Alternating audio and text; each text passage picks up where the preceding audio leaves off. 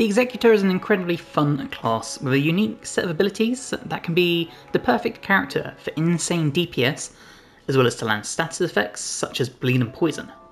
So let's go over the whole class. We'll look at all the Executor's abilities, the best weapons to increase his DPS or damage output, passives to look out for, the best kind of relics, and everything in between.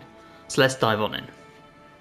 If we look at the Executor's abilities in the Codex, we can see he has an S in Dex and Arcane. This makes him incredible for things like bleed builds. The B in Health and Stamina can make being a melee character difficult, as we don't have the health pool to tank hits, or the stamina to spam attacks to land status effects as fast as possible. So let's dive into the skills of the Executor, and we'll start with the passive ability of Tenacity.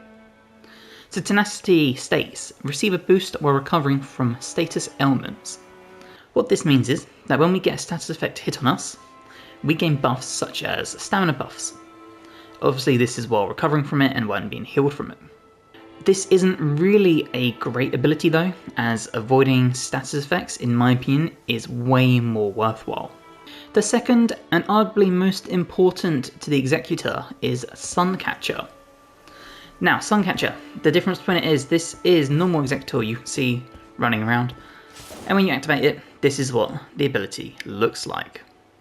Essentially, you enter a stance that allows you to parry attacks. Just like that. Which can be unleashed with big attacks. Just like that. Now, the Executor's ultimate ability is aspects of the Crucible Beast, and this is going to be very unexpected to what you would think this would be based on the class. The Executor will turn into a massive beast that can do light attacks like this, as well as heavy attacks such as this. And now it's time for us to look at weapons. Dex-based quick weapons are going to be the Executor's best friend. Items such as katanas or daggers will work really well, with katanas being my personal favourite. Weapons that have some form of arcane scaling such as the Rivers of Blood or Reduvia are also worth looking into, as the arcane scaling on this will provide higher levels of bleed.